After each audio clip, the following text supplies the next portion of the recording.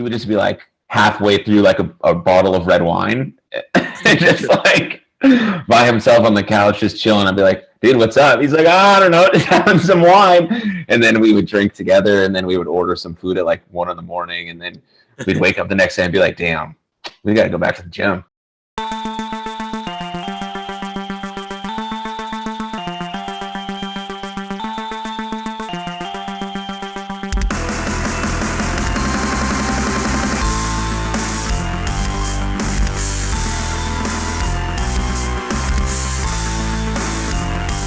Hello, and welcome to another episode of Jaxon Talks Everybody, with me, your host, Jaxon Stone. And I got a really cool guest today. We've actually never met in person, I don't think. I'm pretty sure. I don't know. I don't think we have. But anyways, we have a ton of mutual friends, one being Wheeler Yuta, but we'll talk about him a little bit later.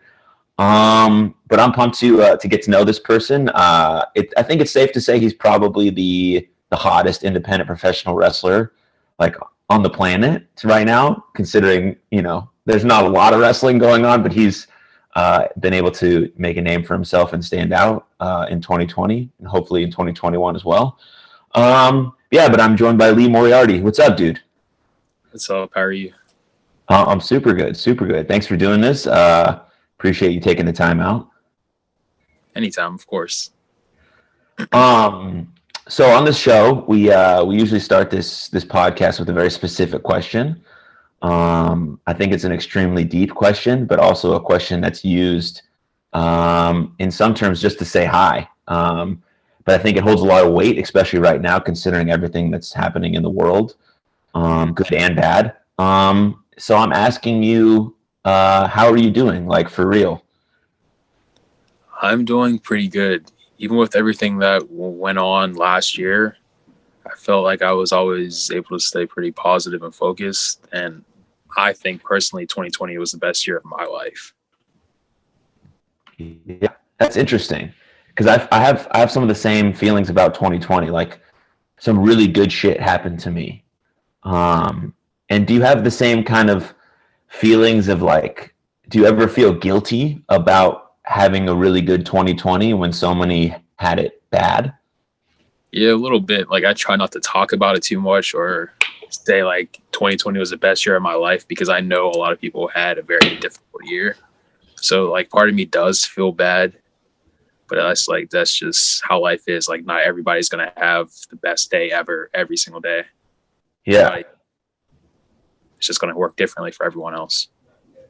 Has that been hard to navigate? Has that been hard to like really like truly digest how cool your year was, while also seeing the news and Twitter and maybe friends and family, you know? Like, has that been hard for you to actually sit down and be like, oh wow, this is what I've worked like my whole life for, or since I became a wrestler?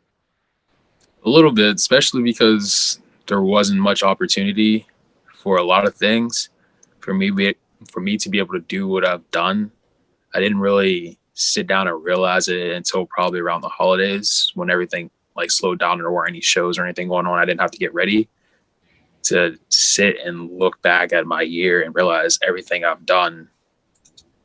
It was hard, but also I was very appreciative of what I've been able to do. Yeah. Yeah, that's something I like to touch on a lot. Like, because no one, like, if you were to tell me, I'm really happy today, no one would be like, hey, Lee, there's this guy over here, Jimmy, he's way happier than you. No one says that. But if you say that you're having a bad day, everyone says, well, Fred has it worse. You know, so why do we do that? You know, I never understood that. Like, of course, there's people who have it worse. Obviously, there's a lot of bad stuff that happens in the world. Yeah. But for us to be able to help them or be there for them or just to live in a fulfilled life, we have to validate our own experience and like be proud of like anything that we've done. And for some, those proud moments were just surviving 2020, which is really a great accomplishment. For some, it was, you know, fucking living out an amazing dream and, you know, coming into your own as a independent professional wrestler. So I think all of that's extremely important. So it was fun to watch, man, for sure. For me obviously as a wrestler, but also as just a guy who likes seeing people do really cool shit. It was really fun to watch. Thank you. I recently watched What did I just watch? I watched because I'm a big fan of Daniel Garcia too. I think he's a fucking rock star. Yeah. And so I just watched your guys' match from I think it was Limitless because you told me to watch it, and that was pretty awesome. So if anyone has IWTV, you should watch that one. Yeah, I like Garcia a lot too. Like we started talking and getting to know each other before we ever even met on the show, just because he had wrestled out in Erie and I'm from Pittsburgh. So we kind of got to know each other before then. I've probably known him longer than anyone else from Buffalo. And then we finally met for the first time in person at Limitless, and we competed against each other. We've both been mutual fans of each other's styles and everything. That's so cool. That's so cool how wrestling works like that. Yeah. No, we tend to forget how many connections and like, I don't know, how often wrestling like saves people's lives, to be honest. You know, we tend to forget that with all the drama and all the really bad stuff that happened with wrestling in 2020, but there's so much good that comes with it too. But anyways, so you're from Pittsburgh. Did you watch the game last night? I did not. I don't watch football, but Okay. I saw everybody commenting on it and all that. And it's like, even though I don't watch football, I feel like they were making Pittsburgh look bad losing that. Had to put me in the game real quick or something. Let me do something. Yes. You get an interception or a sack or something to change the tides. Yeah, I saw the score in the first quarter. It was like 24-0. The game just started. How are y'all losing already? Yeah, I saw that too. I was at a coach's meeting last night, and my buddy was looking on his phone. He's like, "Yo, it's 28-0." I was like, "Is it the fourth quarter?" Like, no. He's like, "The first quarter." I was like, "Oh, wow, that's unbelievable." But it got pretty close at the end. But are you a sports fan? Do you watch sports, or are you just a wrestling guy? I watch basketball pretty consistently. I used to watch hockey. I haven't as much, like with the pandemic and everything. I've been just trying to focus on other stuff. But like those two, yeah, I played rugby in high school. So I'll watch clips and all like that on YouTube if I can find any. You played rugby in high school. That's really cool. I didn't even know that was a high school sport. For my school, they didn't actually call it a sport. It was a club, but we played like sport. Like, I guess they just called it a club because they couldn't fund it like an actual sport. That's sweet though. That's a sport. I mean, I think. Yeah, it's fun. And then, did you go to university or college? I went a few years to a community college for graphic design. Yeah. The only reason I couldn't finish it was because at the time I didn't have a car. And the way the college work is there's 4 or 5 different campuses. And the one for my last class I couldn't get to because I didn't have a car at the time. And it was a morning class, so the buses wouldn't get there. But I do intend to go back probably either this year or next year. I just have to figure out the transcript things because they don't offer that certificate anymore. I just have to figure out a different one that it translates to. How old are you? I'm 26. Okay. Yeah, because your graphic design is obviously like a big part of who you are, but it's also obviously really good. Oh, thank you. Is that something that you just taught yourself? Or, I mean, you just said you went to a little bit of school, but is that something you just learned, or what got you interested in that? I've been drawing since I was a kid. Before I even wanted to be a wrestler, originally I was going to be a cartoonist, like draw the little characters and all that stuff. But I taught myself how to do graphic design a little bit. Like I bought one of these drawing tablets right out of high school, and I started doing that. And I picked up a few things when I was in college, but most of it was non-digital related stuff. It was always traditional art, like painting and drawing over there. But yeah, a lot of stuff I do now is just teach myself. If I want to learn how to do something, I just go on YouTube or search Google and figure out how to do it. It's pretty amazing how you can do that now. Yeah, it's really easy. There's so much, like there's websites and everything. You can get little tutorials and everything for like $10 and all that. Huh. I've never been I feel like I don't have like a creative, artistic bone in my body, and it kind of makes me sad. It makes me sad, you know, because like art is such like a powerful tool to touch people's, you know, souls, and like music is a big part of my life. It's been a big part of like my healing journey over the last couple years, and I struggle with like not being able to. Well, I feel like personally, I don't know if other people feel the way about this, but personally not being able to create something as magical as music or like a drawing that like really like I don't know, that touches people. And so I'm trying to figure that out. I don't know what to do about it. Because podcasts are cool, right? And like having a conversation is cool, right? But it's not as, I don't know, I feel like it's not as, I don't know, there's not as much, I don't know, there's something missing. You know what I mean? Yeah, I think everyone has like a creative part of their body. It's just figuring out what your medium is. Like I am not very good at painting. I'm trying to get better at it. I'm going to start practicing this year. But there's just stuff I'm better at. Like music, I have no talent for music for real. Everybody has a different medium. You just figuring out which one's yours and then kind of focusing in on it, trying to develop it, I guess. Yeah. What kind of stuff did you draw? What kind of stuff have you always been into drawing? Like, what was your inspiration? I first started drawing. My dad would give me the Dragon Ball Z VHS tapes, and I would draw the characters off of there, or Yu-Gi-Oh cards. That's kind of how I learned how to draw at first. Was, I guess, mimic drawing, which is looking at something and redrawing it. And as I got older, I would draw just stuff I was inspired by, like different musicians, like MF Doom, Mac Miller, things like that. I was always into, I guess, like pop culture, pop art style things. My favorite artist is Kaws, which is Kaws. He was a graffiti artist and eventually expanded on to more contemporary art. So I like stuff like that a lot. That's cool. That's cool. Yeah, I like Mac Miller. He's from Pittsburgh, wasn't he? Yeah. Yeah. Yeah. And the other guy you mentioned recently passed away, right? Yeah, he passed away on Halloween, and I guess they kept it a secret. And they announced that he passed away December 31st. And it's really wild because the MF Doom Twitter account, like the official one, was still tweeting like he was alive. Because I guess the family didn't tell whoever was actually running the account, from what I heard. But yeah, he passed away way back in October. Just no one knew. Wow. Yeah. That's super intense. Oh, okay. Well, damn. Well, shout out to those guys. Hopefully they're still making art wherever they are. Yeah. and then so how did the graphic stuff turn into creating your kind of style in wrestling? It was just I needed to figure out a way to express myself. When I first started wrestling, I didn't have an idea for who I was. I just wore plain black gear, like Katsuyori Shibata, and got in the ring and fought.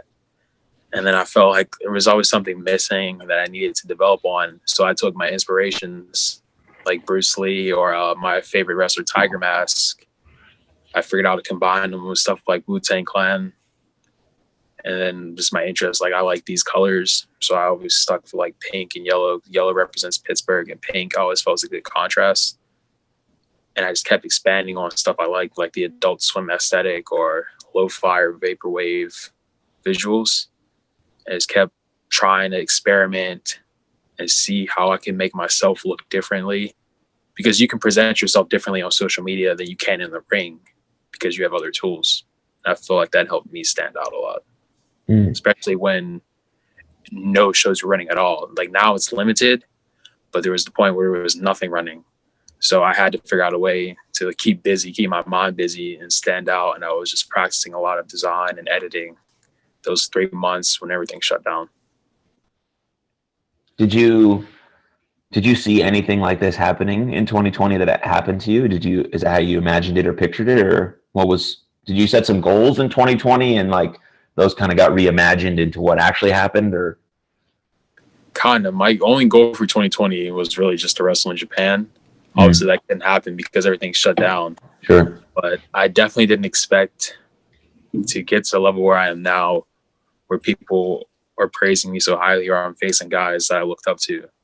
I wrestled Alex Shelley before everything shut down in a submission match, and I thought that was it for the year. I thought, because I knew how things were. They were saying everything's just going to shut down for like a month or two. I knew people weren't going to like kind of be accepting of that, so I knew it was just going to keep getting extended more and more. I thought my year in wrestling was done. And then in June, I got invited to GCW, and I competed there.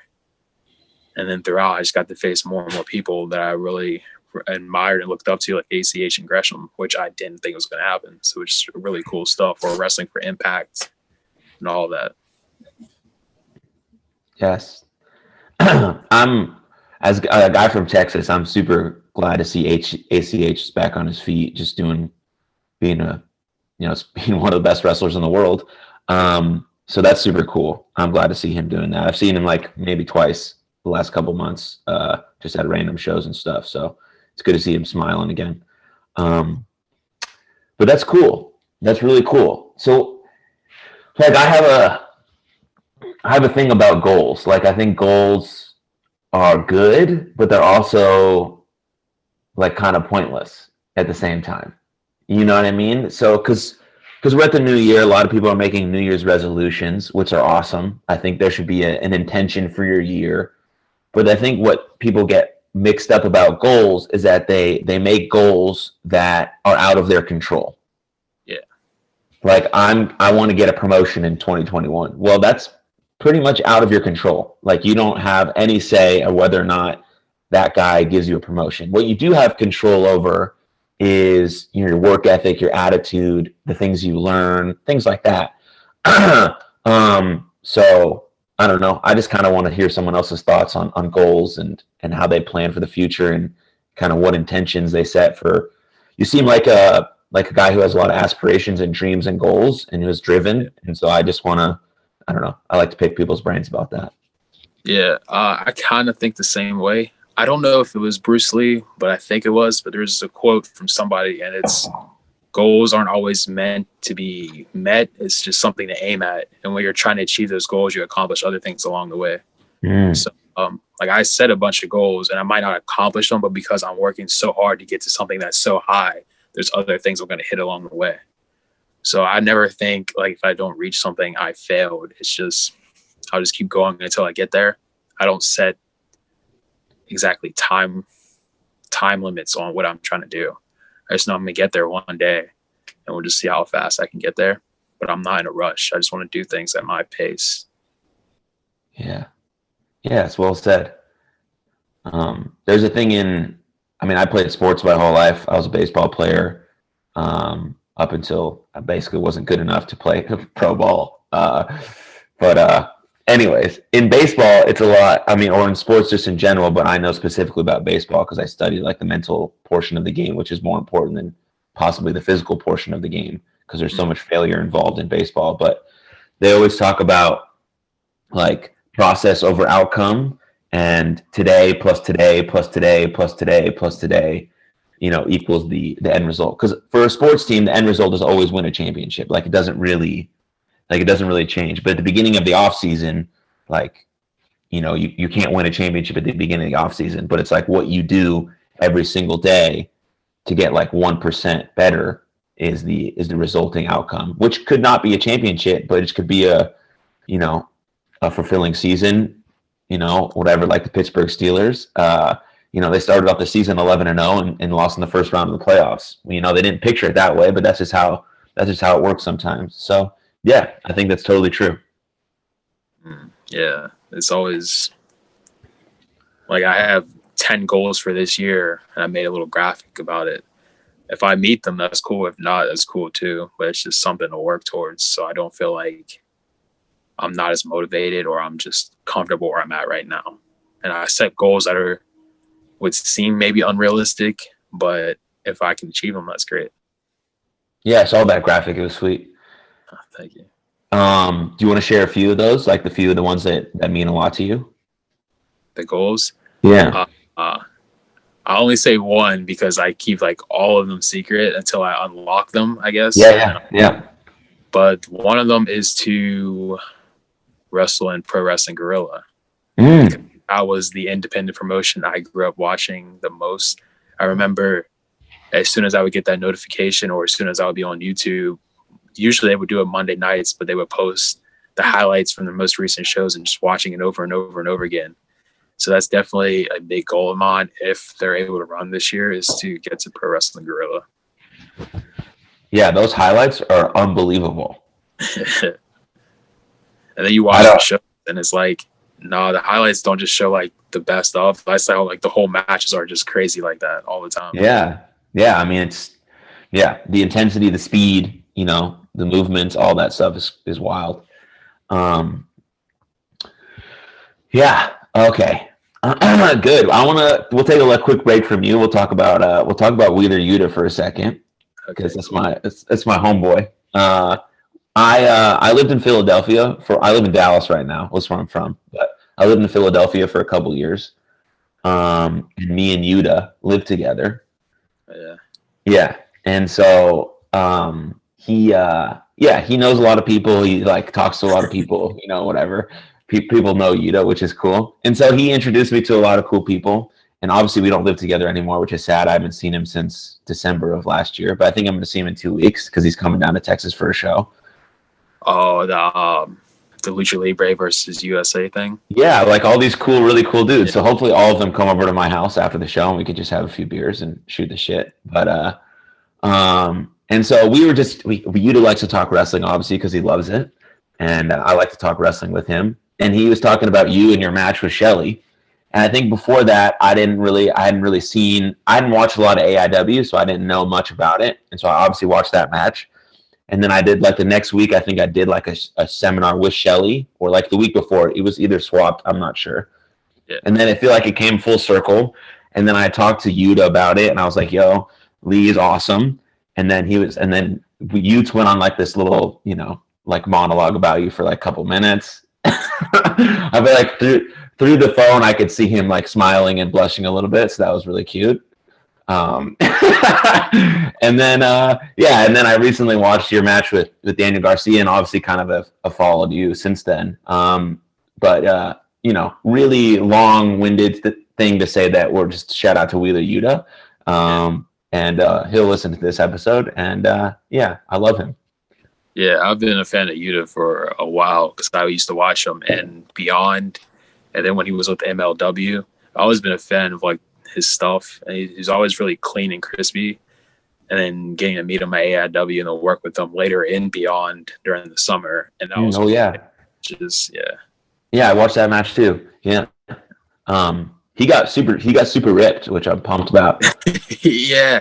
And I saw the picture like him flexing in the Ring of Honor promo picture, and he's just like super cut everywhere. It's because when we used to live together, man, I would come home at like, maybe I shouldn't share this, but maybe I will anyways, whatever. I would come home from like the gym or like work or whatever, and he would just be like halfway through like a bottle of red wine, just like by himself on the couch, just chilling. I'd be like, "Dude, what's up?" He's like, "I don't know, just having some wine." And then we would drink together, and then we would order some food at like 1 a.m, and then we'd wake up the next day and be like, "Damn, we got to go back to the gym." He's like, "I got to change my diet," and I guess he finally did, and now he's absolutely ripped and working with Ring of Honor and doing super cool stuff, and I'm excited to see him. Yeah, he's always been really good, and it's cool seeing it all pay off now. Right? Yeah. So sometimes it takes longer than others, but I feel like everyone, well, not everyone, that's overgeneralizing it, but if you stick to it, I think there's someone's going to give you your flowers. You know what I mean? Yeah.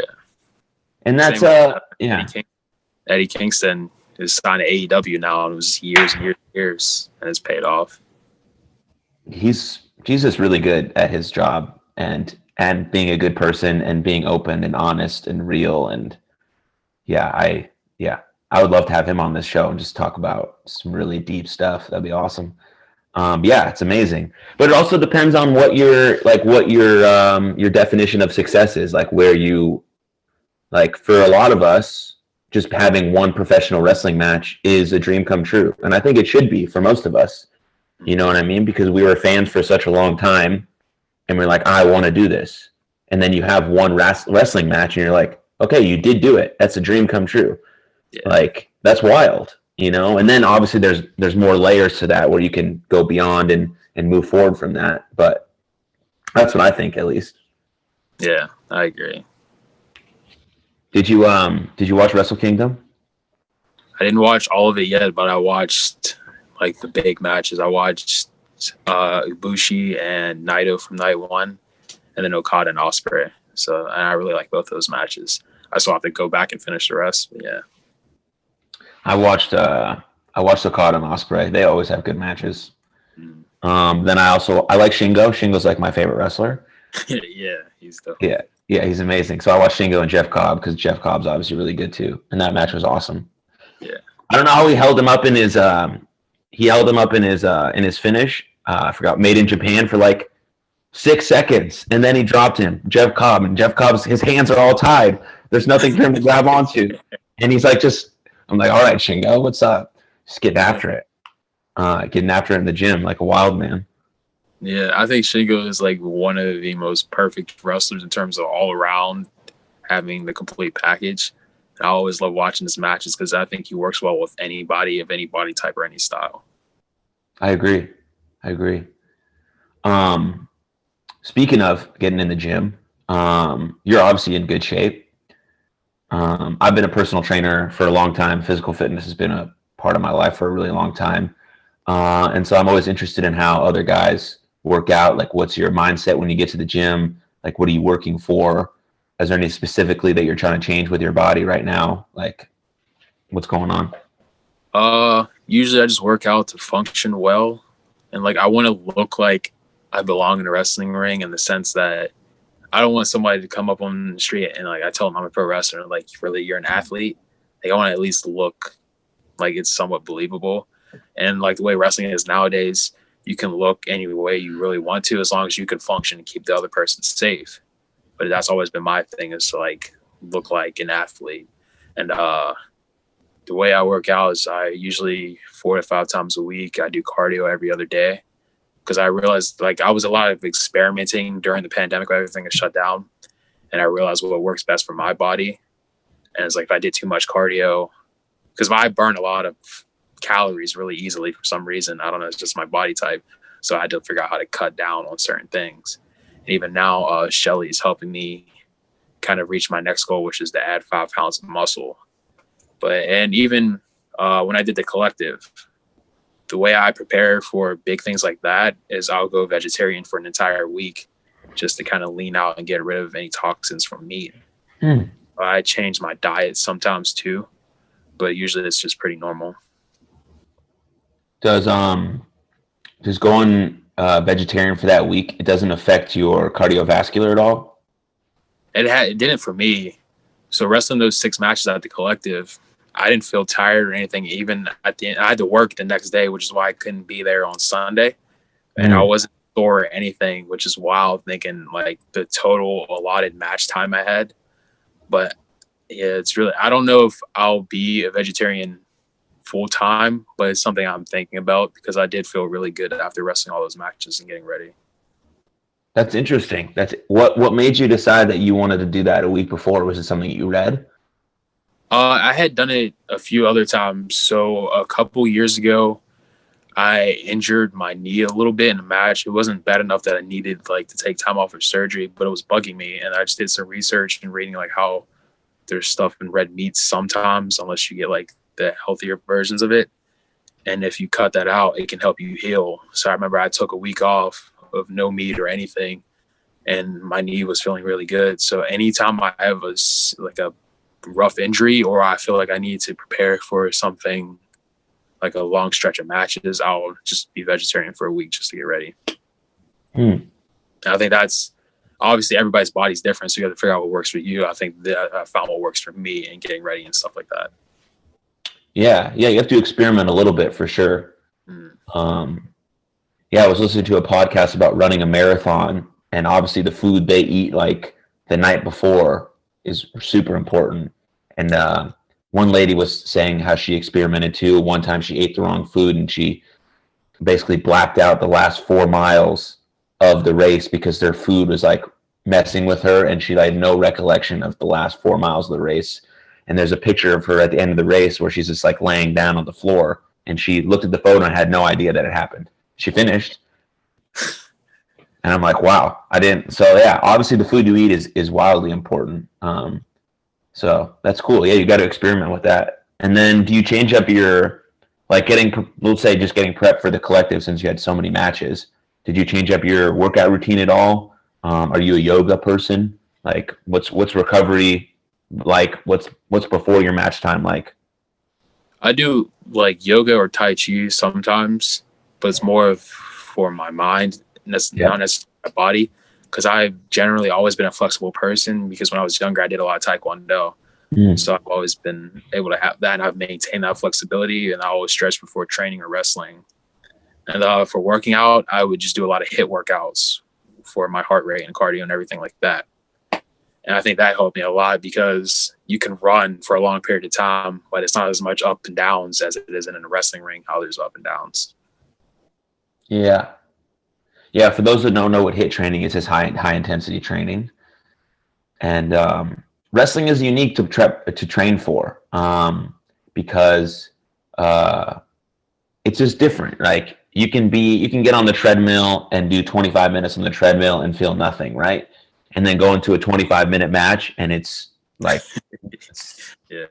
it's not the same at all. That's why people are super into like CrossFit style type workouts for wrestling, right? You got to be careful with those because they can be dangerous if you're not familiar with the movements and stuff. But the idea of like sprinting for 30 seconds, doing a deadlift, and then a burpee, and then a squat, like all of those things, and then taking a break, right? All of those things are something you're going to do in a match because at some point you're going to need to sprint or go fast. At some point you're going to need to pick up another human. At some point you need to get off the ground and up on the ground and off the ground and get on the ground and get back on the ground and get off the ground. And then you just want to be able to control your body weight. And so those types of workouts are super important. So yeah, because a lot of my listeners aren't wrestling fans because I'm in another space more heavily than I am in wrestling. But for those that aren't familiar with that, or if we're looking for a new workout plan, HIIT workouts are really good, AMRAPs are really good. But be very careful with the selection of your workouts because it is intense. And so if you're not familiar with those workouts or your body's not ready to go, it'll do more harm than it'll do good. But anyways, off my tangent, back to you. That's good. I didn't know that it could be harmful. I guess like I've just always been in shape, so it was easier for me to translate to it. But yeah, I didn't know that. So that's good information.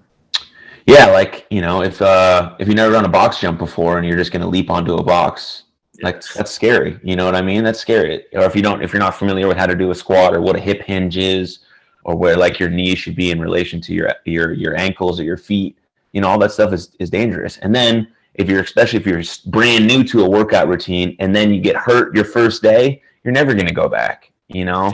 And so we want to try to avoid that because we want people to go to the gym. Exercise and fitness and just moving your body is one of the absolute best things you can do, not only for your physical whatever, but obviously it's more benefit for your mental health. For me, that's what keeps me in the gym. It's just where I feel like I can just like and breathe and be with myself. But yeah, so you said Tai Chi and yoga were kind of more for your mind. Do you want to go kind of in on that about more stuff that you do for your mental health or your mindset or how you develop that?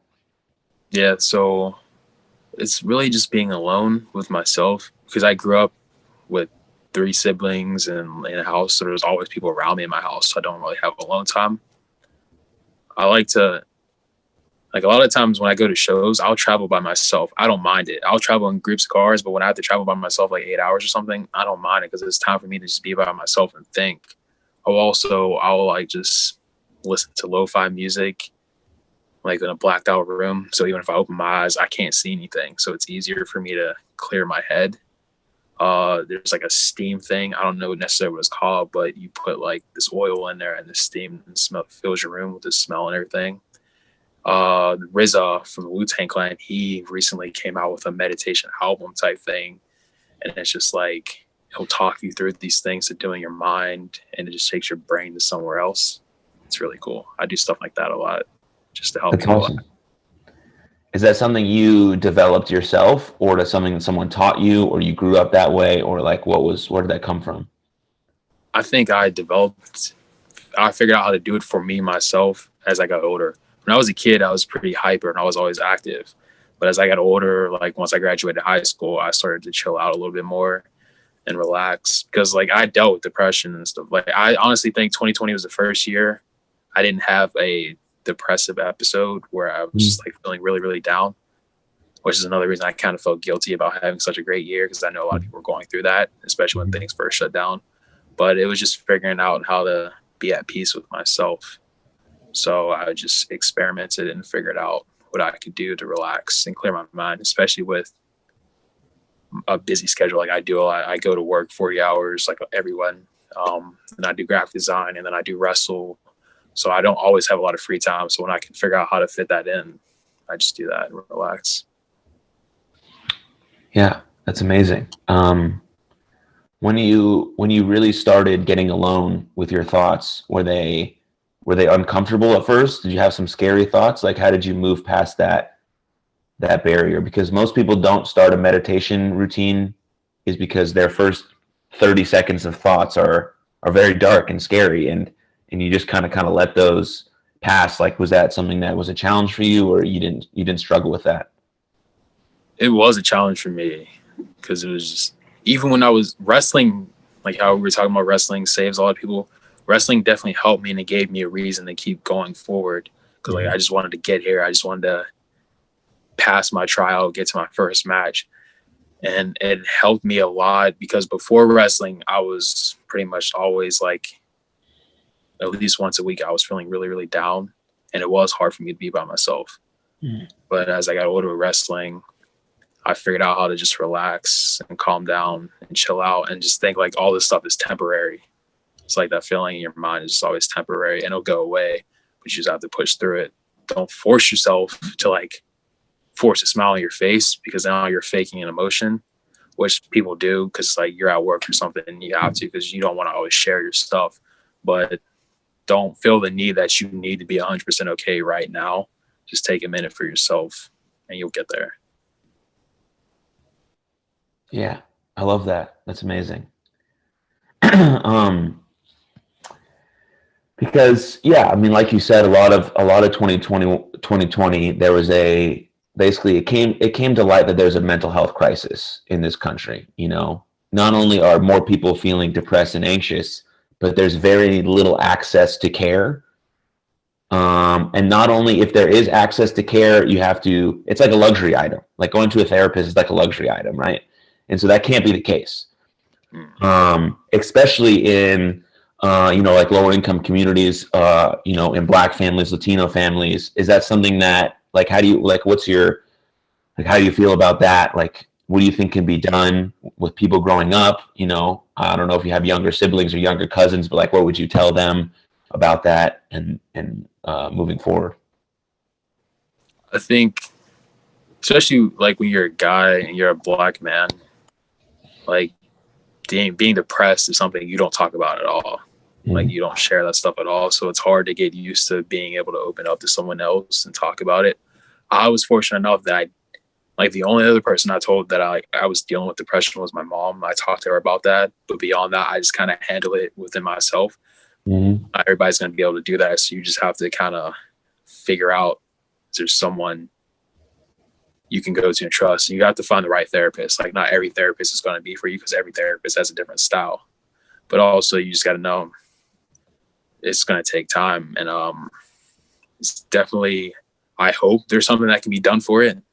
Because when everything shut down in 2020, you realize like a lot of stuff we were doing wasn't just for fun. It was a mental escape.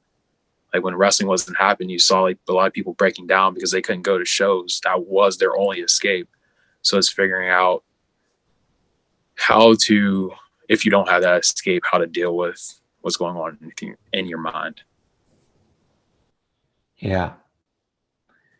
Yeah, we have a tough time as men saying that we're not okay, you know. And it's even deeper rooted in some other communities. Obviously, I'm not part of the Black community, you know, but that's weird to say out loud. Anyways, but I mean, no, my point being is that like we can't preach like open up about your mental health and then give people no places to go. You know what I mean? Okay, so now I'm being vulnerable, I'm opening up, but now I'm still left alone because I have no help. No one's here for me. You know what I mean? And so you're totally right. We have to find just one person in our life that we can say, hey, mom, dad, sister, brother, friend, cousin, whatever, tree branch, if there's really no one there and you feel like talking to your dog or whatever. Just one person to let them know that this is your real, true, honest feelings. and then finding your own. I talk about mental health, finding a mental health toolkit a lot, and so like that's where that comes into play, because people all generally only want to seek help when they're really in like a deep crisis, like what we were in all of 2020. And so what's important is figuring out what works for you when you're not in crisis, because when you're in crisis, everything is bad, everything sucks, and that's true because you're in like a deep spiral. So when you're feeling decent or okay, that's when you kind of have to try to start to write things down, figure out what works for you, and do exactly what you said. So yeah, thanks for sharing that, man. I appreciate that. Yeah, it helped me a lot talking about it too. So like knowing other people go through it, it helps. It does help. Yeah, I run a few support groups via my mental health nonprofit, and they're just, I mean, they're just basically hangouts, right? We just hang out for a few hours, and it's all just to show other people that you're not alone. Like we all have different human experiences. We all go through different stuff. Like me and you didn't go through the same things, but what could be the same is the resulting emotion. You went through that experience. I went through this experience, but we're both feeling disappointed, sad, and alone. There's some safety in that. Now I can be like, oh, okay, he went through something different than me, but he feels the same way. That's cool. It's not cool that we both went through that, but it's cool that we both can bond and connect through that resulting emotion. And so that's what it all boils down to. And I think that just like open-mindedness and empathy and understanding can at least bridge the gap to a lot of the unrest that we're feeling today in our society. Yeah. But a lot of really current events have been wild lately. I don't know if you want to touch on any of those, but we can just keep it at that. Yeah, I wasn't even online. Like I try to keep my time online limited now, because I get the little report like your screen time, and I realized like how much I was on my phone. Mm-hmm. So I've been trying to cut down on that lately. Last week, when everything was going on, like stuff at the Capitol, I didn't know what happened until like a couple of days later, and I got on Twitter and I saw what happened. And it's just like everything happens just so quickly, like out of nowhere, stuff can happen like that, and it's crazy because it can affect people's minds when it happens just all of a sudden. Yeah, all of it at once. Yeah, it comes at you full force. But I don't know. Yeah, I don't have any answers. I hope someone does. Yeah, but it is what it is. I mean, that's weird. Actually, that's actually a weird. I don't like that. That's not. It shouldn't be that. It shouldn't. I shouldn't have to say that. It shouldn't be. It is what it is. That's bullshit. Actually, yeah, it makes me upset that I just said that. But I mean, I think I'm an optimistic guy. I think it can get better. But it starts within each of us recognizing where our faults are and where our biases are and where we've gone wrong and how we can change those things inside of us and have more understanding and deeper conversations and try to bridge the gap between people that live on the same planet, and trying to do the same things, just be more happy, more fulfilled, really just trying to survive, to be honest. And we can all do that together better if we're together, I think. But that's where my head's at least. Yeah, I agree. Anyways, let's talk a little more wrestling though, to keep it a little lighter for the rest of the episode.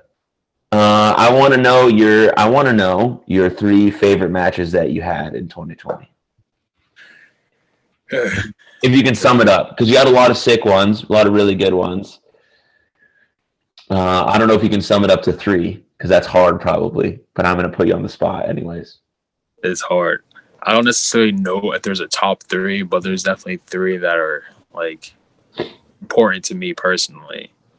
It's like the submission match with Alex Shelley. For sure. This was my first big match, I guess, like AIW on a big scale, then live on IWTV. It was the end of our trilogy. To be in a submission match, like a stipulation, because originally when Shelley and I faced the first time in November, that was just a one-off thing. And then the promoter enjoyed it so much, we had the rematch, and then Shelley wanted a third match. So the fact that he wanted it and then we got it, and remember that being like in front of that big crowd and the reaction, someone told me that there was a fan crying at the end of the match. And it's like, Because I don't know how we can evoke that emotion from somebody. That's really cool. they were just like so excited or happy or what? Yeah, from me winning, me beating Shelley, and just like the emotion because of the story we told throughout the entire thing. Because every match was a little bit different. Like the first match was a filling out process, and it's like a straightforward wrestling match. The second match was much more aggressive, and it was a lot of him just beating me up and putting me through the ringer. And then the final one was that big payoff of me overcoming this big icon of professional wrestling who's done everything. And I think the week before, 2 weeks before I had wrestled him, he was on NXT in the tag team tournament. So it's just like a lot there. And then the two of them, the other two I'd say happened at the Collective. The one was against ACH because he's one of the guys I looked up to, like Alex Shelley and the Motor City Machine Guns. And there's stuff I do in the ring that you can see is like influenced by ACH. Like there's a leg sweep I do, I got from ACH. So I was really excited to see him come back in July for GCW and then be able to wrestle him at For the Culture. That event was really cool. So that's always special to me because AJ put me in that match because he knew how much I looked up to ACH and get to work with him. And then the final one I would say is against Gresham because I took influence from Gresham, but this was like everyone else's dream match. Anytime someone would say like, who do you want to see Lee face? It was Gresham. So for that to finally get to happen and then happen at spring break, for me to have a singles match on a show as big as that, and I'm new to GCW, they put a lot of trust in me to go out there and compete with Gresham. And that was the only match Gresham had wrestled at the Collective. So that made it even more special. He wasn't like a lot of us who were having multiple matches. He had one and he had to show out, and I did too. And I was happy I was able to kind of keep up with someone as good as him because he's definitely one of the best wrestlers in the world. His playbook is vast and probably as big as anyone's. So like those are like the three I felt like mean a lot to me personally and professionally. I feel like they elevated me. Yeah, that's amazing. Yeah, I've watched all of those except for your one with Gresham. I don't know if that's on IWTV yet. I'm not sure. I don't know. But anyways, yeah, Gresham's mad cool. I like how he's doing the foundation thing. That's sweet. Yeah. I hope Yuta's in it. I don't know if he will be, but I feel like he might be because like the first match in the tournament was them two, and then the first ever Pure Rules tag match was him and Yehai against their guy. So I feel like it's got to be coming. I don't know, but it's got to be coming. Yeah. And then he's doing this show in Texas, which like pure wrestlers against that. So I feel like yeah. It seems to be going that way, but I don't know. But hopefully, that's cool though. Those are three really cool matches. Do you have a I don't want to say dream opponent, but someone that because you obviously those three guys you were able to kind of see what level you're at, and obviously you could hang with all three of them. And so that gives you a good trajectory going forward. Is there someone else that you feel like you really have to test yourself against? Because I feel like that's the kind of wrestler you are, you want to test yourself even more, just up and up and up. But who's someone that you really feel like realistically right now, because you can realistically wrestle anyone in the world when everything's normal, because every promotion kind of is, you're just independent guy. You can just go wherever and do whatever. But yeah. It's true. You can. I mean, look at Alex Shelley. He wrestled for like all three of the top. That's true. Yeah. Chris Bay did it like a year ago too. He wrestled for like everyone in like a week setting. It was wild. Super cool. Yeah. So who's up there for you on someone you would like to really test yourself against? There's two. There's one of my biggest influences is Chris Hero. So, like he's like the dream match. He's the one like I really want to have before either he decides to hang it up or I'm out. I feel like he'll be wrestling forever or he'll be around wrestling in some capacity because he's just a genius. And I remember when he was in NXT, he was like the player's coach. So he was helping guys while being in the ring with them. So I feel like I would be able to learn a lot from him in terms of pacing and how to make my strikes mean more, because I feel like he's really good at that. I think Chris Hero is all time one of the greatest strikers in professional wrestling. So I would like to learn a lot from him because he's also one of those like vast playbooks like Gresham. And then the other one would be another Chris. It's Chris Brooks, who's currently in Japan right now doing his thing. And I've always been a fan of him. And I always been inspired by him because he's also another artist who's also a pro wrestler. So, and I think our styles are kind of a little bit similar because of our body types. We're like the long, lanky guys who are into the technical stuff, but he also gets to do a lot of the comedy, like when he does the figure four going down the water slide, or he's playing soccer against the giant elephant. And I really want to do more comedy stuff, and I want to figure out how to do the comedy stuff that people still take me very seriously, like they do Chris Brooks. Like he can insert himself in anything, whether it's comedy, death matches, technical wrestling. So I want to figure out how to do that. Not death matches though. I mean, you're already the scariest wrestler that I know, so it's fine. No, I think the Chris Hero match would be amazing. I hope he's still wrestling, right? Because I mean, he obviously hasn't done much this year, but he's probably just chilling and enjoying his time off. But he's amazing. Yeah. He, cause normally when like, for someone like him, like he obviously does the elbow, like better than anyone ever has ever done it. And normally when someone does the same move over and over again, it like loses its knockout power. But for him, it was like never changed. He could hit it twice, and then he would like roll this way or drop you off his shoulders, and then people would still believe that it would be a knockout. It was like, all right, you figured it out. So that's amazing. Yeah, I always thought it was cool about him. He just had, it seemed like anytime he would go somewhere, he would have a new way of hitting the elbow. Like I remember he was in NXT, he would hit the ropes, and the guy would be laying on the ropes, and they'd come back, and he would dive and hit him in the back of the head. And I was thought it was so cool. It was the way I've never thought about hitting an elbow, and he's always comes up with a different way of doing it. Yeah. Have you ever met him? I haven't met him. We've talked a little bit because one of the guys that like helped him growing up, his name is Shelley. He's like a guy here in Pittsburgh. Mm-hmm. He stayed with him a little bit. So Doe has relayed my like admiration of him to him, or Joaquin Wild, DJZ, the same thing. Like Hero helped DJZ out a lot, and DJZ helped me out a lot. And then I remember during the pandemic, I just drew a picture for fun. It was like Chris Hero. It was like a Spider-Man comic book cover thingy, and he saw that and he reached out to me, and we talked a little bit there. That's super cool. Yeah. Yeah, Chris Brooks. I like Chris Brooks because I've wrestled in the UK a couple times. Quite a few would be an overstatement, but a few times. And I've obviously met Chris Brooks, and I met him when I was with WXW as well. And one of the most genuine, nicest guys. Also a fucking brilliant artist and like a master with merchandise. Yeah. What he's done with Death by Roll Up, and I can't ever say his team's name. Shannon Freud or something like that. Yeah. What he's done with that is absolutely magical and brilliant. And yeah, so yeah, that'd be a cool match. You guys just like have a draw off or something. Yeah. Who can make the coolest tee and then put it on your website? That would be cool. But I'd love to see those. I'm excited about that. That's cool. Those are cool. Yeah. I like how like you think about that shit though. Like actually think about it. Like it means something to you. Yeah. All of my like dream matches, there's a reason I want them. It's not just because like they're the most talked about wrestler, they're hyped up. There's a reason I feel like I can grow and learn from them. So I want that match. Yeah, I feel like that's a theme throughout your life, and that's really cool to see. Let's end this this episode. Just give me like what do you feel like your current state of indie wrestling is? You know, what do you think kind of still needs to be done, or where do you see it going like in 2021? Like what? Just give me a little bit.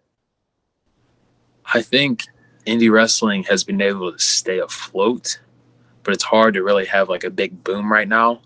So I think right now it's just figuring out how to keep people safe and having shows happen so we can continue to have things. Like a lot of the places I wrestle at, you have to get tested before you wrestle there, or there's always walking around checking to make sure you have your mask on backstage or whatever. So I think that's a big thing, just figuring out how to keep everyone safe if we're going to continue to run. And then another thing is just opportunities for everybody. It's not just like one group of people. It's just getting everyone out. I think that's happening a lot more now because you see how many big promotions there are. You see how many people are getting signed. And there's a lot of open spots to keep independent wrestling growing. It's just finding the right people. And it's also holding certain things accountable. Like you can't let everybody get away with certain things or let certain things slide anymore because everybody's watching, everybody's paying attention. So you got to uphold a standard. I don't want to say uphold a standard, but create a new standard for what should be going on in a professional wrestling company. I totally agree. And I think there's some brilliant people at the forefront of all of that, trying to create and uphold the change that we deem necessary to make it the best that we want it to be, because we all love it and we want to see it thrive and succeed.